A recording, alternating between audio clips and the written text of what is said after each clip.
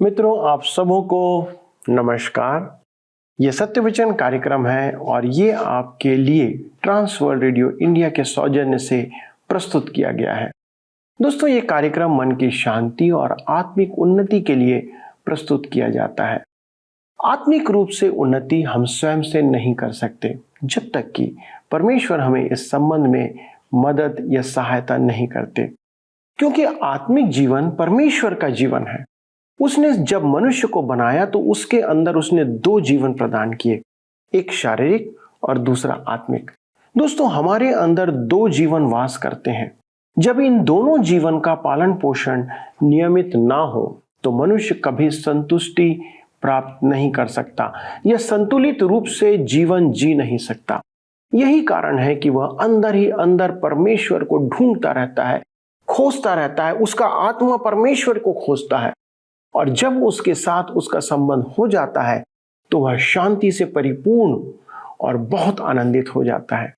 लेकिन हम देख रहे थे कि मनुष्य पापी अवस्था में परमेश्वर के साथ संबंध नहीं बना सकता जब तक कि उसके पाप धुल ना जाए या पाप जो उसके ऊपर है वो उसके ऊपर से हटा ना दिया जाए। परंतु कोई भी भले कार्य या धर्म के कार्य इतने भले नहीं है कि पाप के प्रति परमेश्वर के क्रोध को कम कर सके या हटा सके। इसलिए यीशु मसीह ने पाप रहित होकर भी क्रूस पर बलिदान दिया ताकि जो उस पर विश्वास करे वह अनंत रूप से नाश ना हो परंतु अनंत जीवन को प्राप्त करे। ऐसा व्यक्ति आत्मा के फलों से लदा हुआ होता है। आइए हम इस पर विस्तार से चर्चा करें। मेरे मित्रों, आज हम अपने अध्ययन में आगे बढ़ेंगे और गलातियों की पत्री 6 अध्याय से अपने अध्ययन को आरंभ करेंगे, जिसका विषय है विश्वास द्वारा उद्धार और आत्मा का फल, मसीही चरित्र की पहचान, आत्मकथा, उपसंहार, पौलुस की गवाही। गलातियों की पत्री का यह अंतिम अध्याय हमें आत्मा द्वारा शोधन के व्यवहारिक भाग के तीसरे चरण में लाता है। हम देख चुके हैं कि विश्वास के द्वारा उद्धार पाकर व्यवस्था पालन हमें अनुग्रह से वंचित करता है। हमने यह भी देखा है कि विश्वास के द्वारा उद्धार पाकर आत्मा में चलने से आत्मा का फल उत्पन्न होता है। दूसरे शब्दों में हमने देखा कि आत्मा में चलना क्या है। इसका मतलब है कि हमें चलना आरंभ करना आवश्यक है और यदि हम चूकें तो भी हमें प्रयासरत रहना है। अब हम देखेंगे कि आत्मा का फल हमारे जीवन में क्या करता है। यहाँ हम उसे व्यवहारिकता में देखेंगे। विश्वास द्वारा उद्धार और आत्मा का फल मसीही चरित्र को दर्शाता है। आइए हम पढ़ते हैं गलातियों की पत्री 6 अध्याय उसके 1 पद। यहाँ पर लिखा है, हे भाइयों, यदि कोई मनुष्य किसी अपराध में पकड़ा भी जाए तो तुम जो आत्मिक हो नम्रता के साथ ऐसे को संभालो और अपनी भी चौकसी रखो कि तुम भी परीक्षा में ना पड़ो। ध्यान दीजिए, लिखा है कोई मनुष्य। यह मनुष्य कौन है? कोई भी विश्वासी स्त्री और पुरुष। यहाँ अपराध का मूल अर्थ है दुर्घटना, अर्थात ठोकर खाकर गिरना, लड़खड़ाना। इसका अर्थ पाप नहीं, एक भयानक चूक है। मेरे मित्रों, अब वह मनुष्य जो अपराध में पकड़ा गया, उसके साथ क्या किया जाए? विश्वासीगण जो सोचते हैं कि वे विश्वासी हैं, इसका अर्थ यह निकालते हैं कि चूकने वाले के सिर पर लाठी मारो। उसका पुनरुद्धार न करने का क्या यहाँ संकट है? वह उसकी आलोचना करते हैं, उसे दोषी ठहराते हैं। विश्वासी अपराध करके उद्धार से वंचित नहीं होता है। विश्वासी अपराध करे तो आत्मिक विश्वासी दीनता पूर्वक उसका सुधार करे। दीनता आत्मा का फल है, जिसे नम्रता भी कहा गया है। मेरे मित्रों, इस पद में उपयोग किया गया शब्द अपराध वही शब्द है जो मत्ती रचित सुसमाचार 26 अध्याय उसके 39 पद में मुंह के बल शब्द का अनुवाद किया गया है। यीशु गतसमनी की वाटिका में मुंह के बल गिरकर प्रार्थना कर रहा था। इसका अर्थ है ठोकर खाकर गिरना। अपराध करने का अर्थ है कि मनुष्य ठोकर खाकर गिर गया, वह छोटा सा पाप करे या बहुत भूल करे। यीशु के विषय भविष्यवाणी में कही गई एक सबसे अद्भुत बात यशायाह नबी की पुस्तक 63 अध्याय उसके 9 पद में व्यक्त है। उनके सारे संकट में उसने भी कष्ट उठाया और उसके सम्मुख रहने वाले दूत ने उनका उद्धार किया। प्रेम और कोमलता से उसने आपको और उनको छुड़ाया। उसने उन्हें उठाया और प्राचीन काल से सदा उन्हें लिए फिरा। इससे अधिक स्पष्ट लेख में लिखा है, उनके सारे संकट में उसने कष्ट नहीं उठाया। मुझे यह बात अच्छी लगती है। प्रभु यीशु जीवन में मेरे साथ चलता है और जब मुझे ठोकर लगती है और मैं गिरता हूं, तब वह नहीं गिरता है, मुझे उठा लेता है, मेरी धूल झाड़ता है और मुझसे कहता है कि मैं फिर से आरंभ करूं। यह जानना बड़े ढाढ़स की बात है कि मेरे पास कोई है जो मेरे संकट में संकट से नहीं दबता है। आगे कहता है संभालो। संभालो का जो यूनानी शब्द है वह टूटी हड्डी जोड़ने का शब्द है। यदि किसी के पैर की हड्डी टूट जाए तो आप क्या करते हैं? क्या आप उसे दर्द में छोड़कर चले जाएंगे? परमेश्वर कहता है, तुम जो आत्मिक हो नम्रता के साथ ऐसे को संभालो और उसे फिर से खड़ा करो, और आपका यह आचरण नम्रता के साथ हो। मेरे मित्रों, एक बार एक प्रचारक जिसका कभी एक शराबी से मन फिरा हुआ था, मानसिक व्यथा और तनाव के कारण उसने एक रात बहुत शराब पी ली।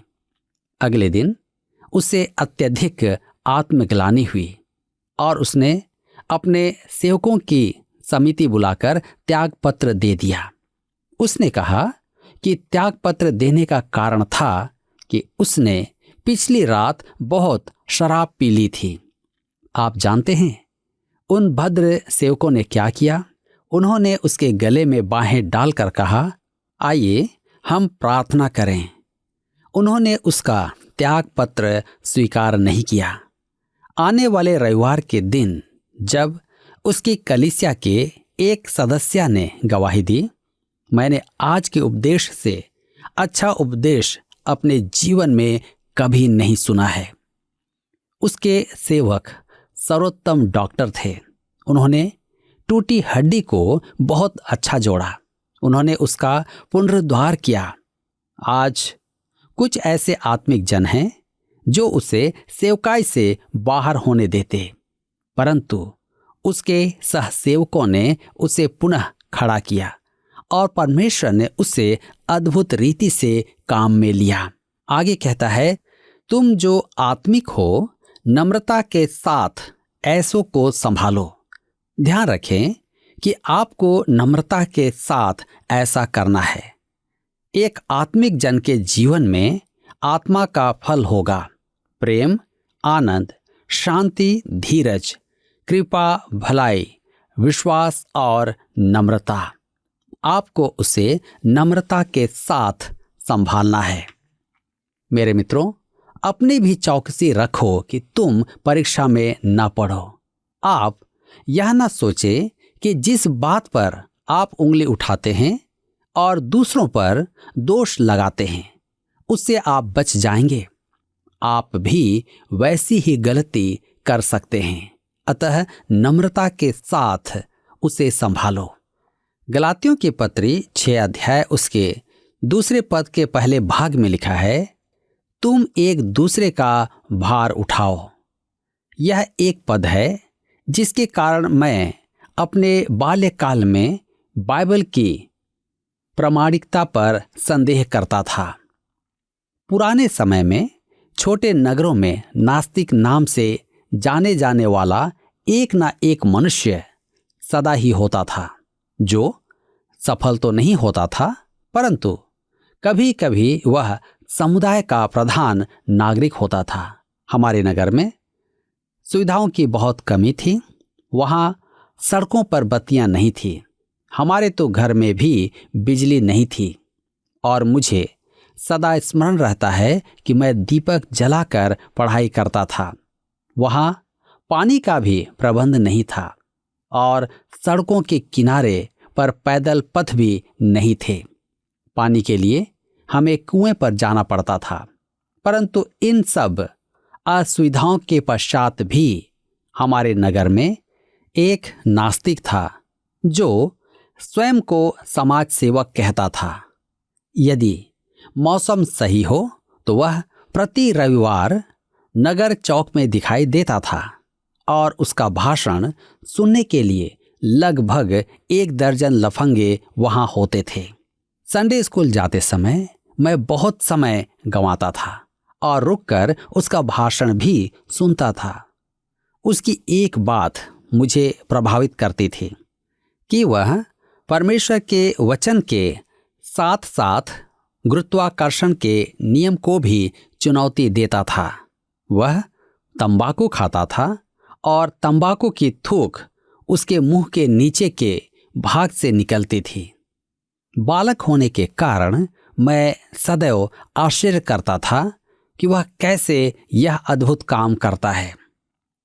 मेरे मित्रों, मुझे आज भी स्मरण है कि वह बाइबल की निंदा करता था और बाइबल में व्यक्त परस्पर विरोधी बातों का संदर्भ देता था। उसके मुख पर गलातियों की पत्री अध्याय 6 के ये 2 पद होते थे। पद 2, तुम एक दूसरे का भार उठाओ, और पद 5, क्योंकि हर एक व्यक्ति अपना ही बोझ उठाएगा। इन पदों को पढ़कर वह जनसमूह की ओर देखकर कहता, देखा आपने, बाइबल में परस्पर विरोध है। एक जगह तो लिखा है कि एक दूसरे का भार उठाओ, और दूसरी जगह लिखा है हर एक व्यक्ति अपना ही भार उठाएगा।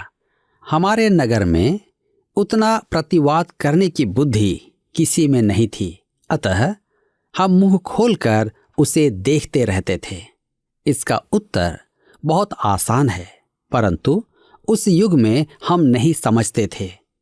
धर्मशास्त्र में 11 अलग अलग शब्द हैं जिसका अनुवाद भार या बोझ किया गया है। इसका अर्थ है भार या बोझ। ये अलग अलग अर्थ रखते हैं।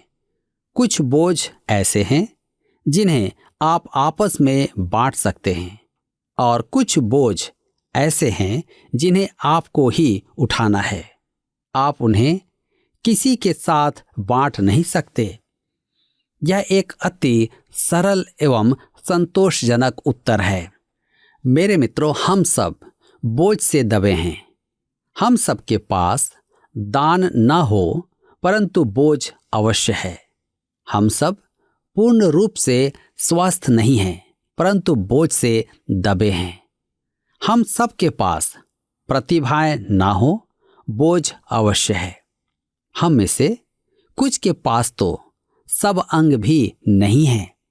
सुनना, देखना, चलना, हाथों का उपयोग आदि की किसी न किसी को कमी है। सबके पास सौंदर्य भी नहीं है। हम कहते हैं सबका खून एक ही है, परंतु उसमें भी अलग अलग वर्ग हैं। हम सब में समानताएं ना हो, परंतु बोझ सबके पास है।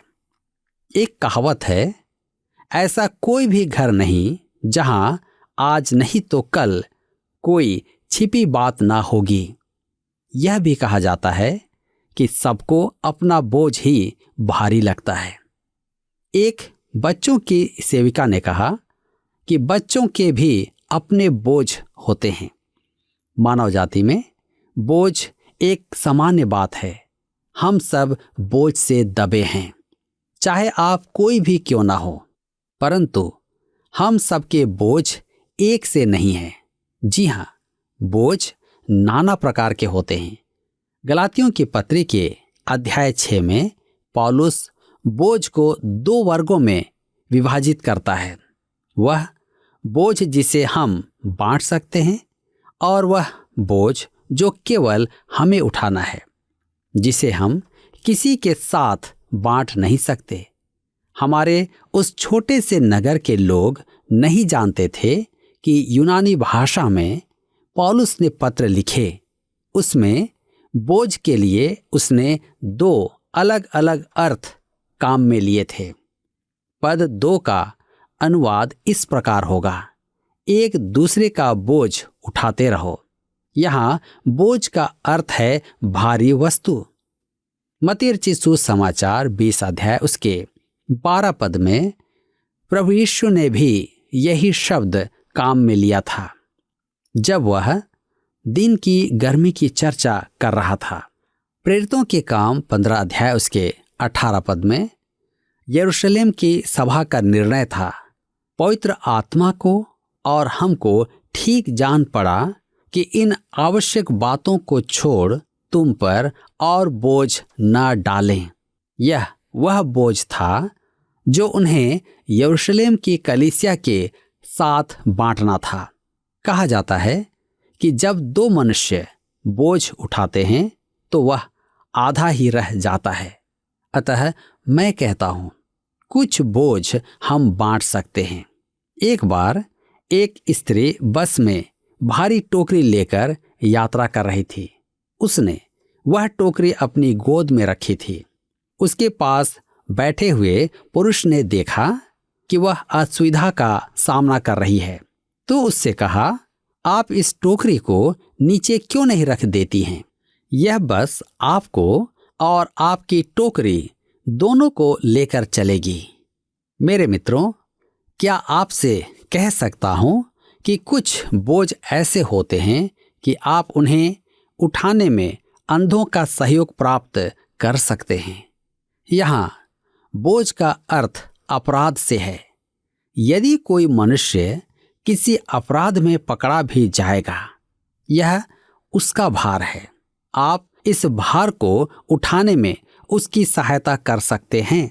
इसका अर्थ दुर्बलता, रोग, अज्ञान, दबाव, तनाव, दुख आदि भी होता है।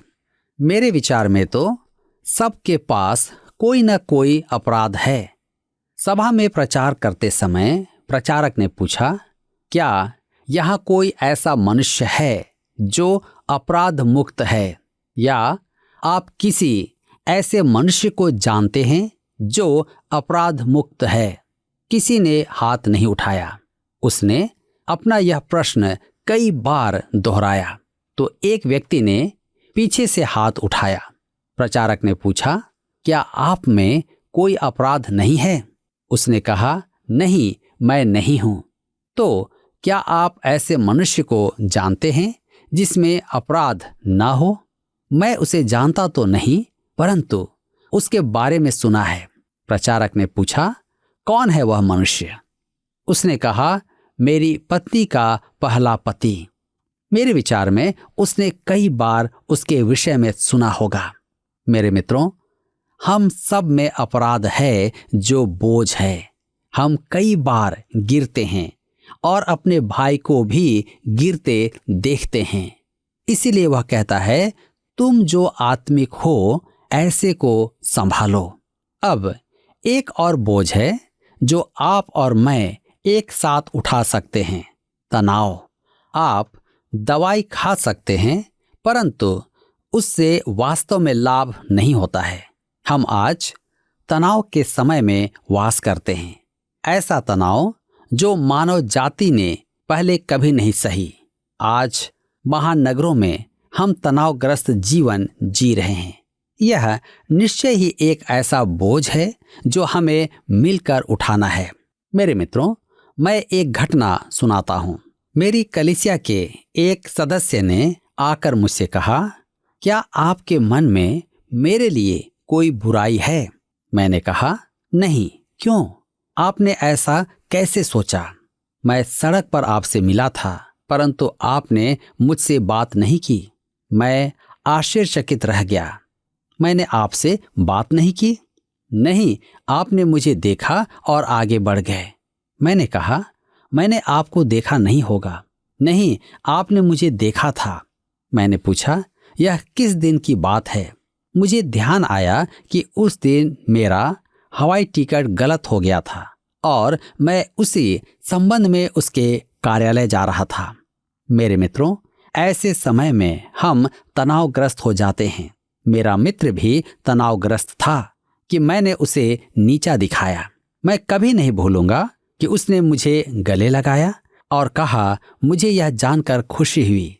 देखिए, वह वचन का बोझ उठाने में मेरी सहायता कर रहा था।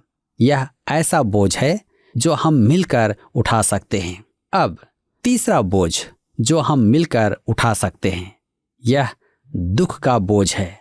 त्रासदी, दुख, निराशा मानव जाति के अवश्यंभावी बोझ हैं।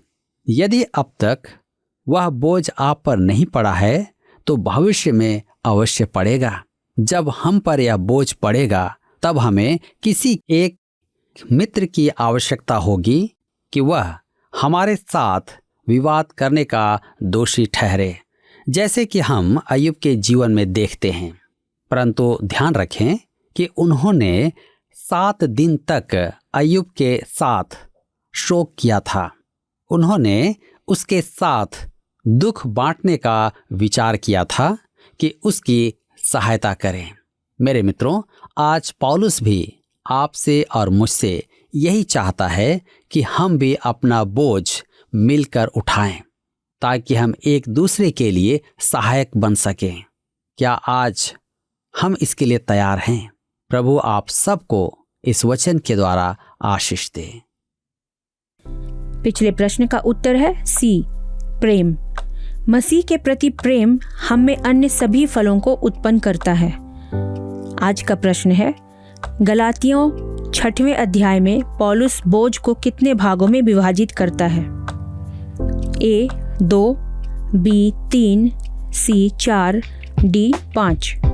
मित्रों, इस प्रश्न का उत्तर हमें कल सुबह 6 बजे से पहले विकल्प ए, बी, सी या डी के साथ अपना नाम, पता, स्थान के साथ 9651433397 पर SMS या WhatsApp करें।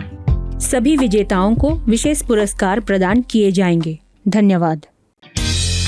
क्या आपको यह कार्यक्रम पसंद आया? अभी हमें एक मिस कॉल करें और आप अगले विजेता हो सकते हैं।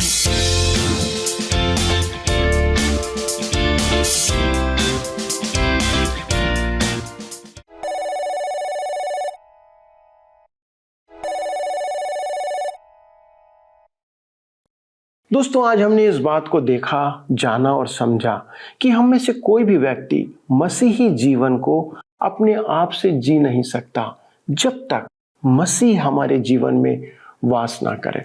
मसीह तब तक हमारे जीवन में वास नहीं करता जब तक कि हम ये विश्वास ना करें कि वह हमारे पापों के लिए मरा और विश्वास से उन पापों के लिए उससे माफी ना मांगे। परमेश्वर उस पर जो मसीह के उद्धार को इस रीति से ग्रहण करता है, उसे आत्मा में चलने के लिए सहायता करता है। और आज हमने देखा कि ऐसे व्यक्ति के जीवन में आत्मा के फल लगते हैं और लदे रहते हैं। इसी से हम जानते हैं कि मसीह उस व्यक्ति में है या नहीं है। ये हम अपने सामर्थ्य से पैदा नहीं कर सकते, उत्पन्न नहीं कर सकते। शारीरिक मनुष्य अपने आप कुछ नहीं कर सकता। दोस्तों, हमने देखा कि जो मसीह यीशु के हैं, उन्होंने शरीर को उसकी लालसाओं और अभिलाषाओं समेत क्रूस पर मसीह के साथ चढ़ा दिया है और इस प्रकार वह आत्मा में जीवित है। यदि हम आत्मा के द्वारा जीवित हैं तो आत्मा के अनुसार हम चलेंगे भी। और ऐसा व्यक्ति इस पृथ्वी पर सारी असुविधाओं के बीच भी सबसे आनंदित व्यक्ति होता है। हम चाहते हैं कि आप में से हर एक इस जीवन को पाए और इस जीवन को जिए जो परमेश्वर के आनंद से भरा हुआ जीवन है। आइए प्रार्थना करें कि परमेश्वर इस संबंध में आप सबकी सहायता करे।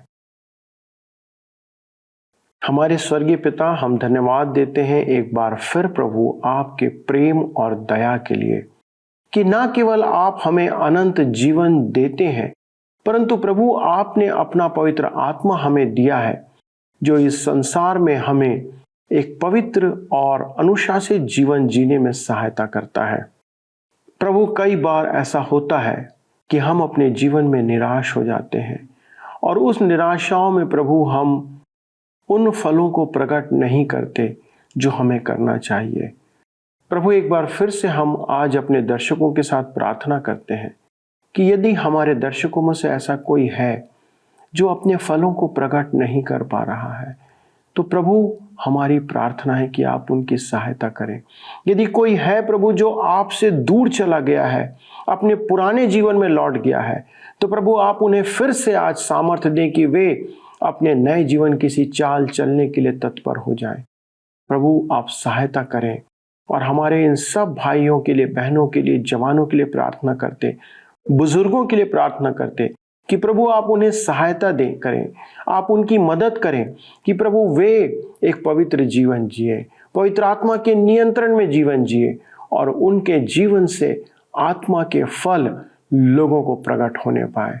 प्रभु ऐसा करने में आप हमारे सारे दर्शकों की सहायता करें जिससे आपके नाम की महिमा होने पाए। महिमा और आदर आपको देते पिता, विनती यीशु के नाम से मांगते हैं, आमीन। दोस्तों, यदि आपके पास कोई समस्या है, कोई कठिनाई है जिसके लिए हम आपके लिए प्रार्थना कर सकते हैं या फिर हम आपको सलाह दे सकते हैं, तो निश्चित तौर पर हमें आप संपर्क करें। उसके लिए आप फोन, SMS या पत्र का उपयोग कर सकते हैं। और यदि कार्यक्रम आपको आज का अच्छा लगा तो आप एक मिस कॉल के द्वारा इसे हमें सूचित करें। अगले प्रसारण में हम इस अध्ययन को आगे बढ़ाएंगे और बहुत सी गहरी बातों को वचन से जानेंगे। प्रभु आप सबों को आशीष दे। धन्यवाद।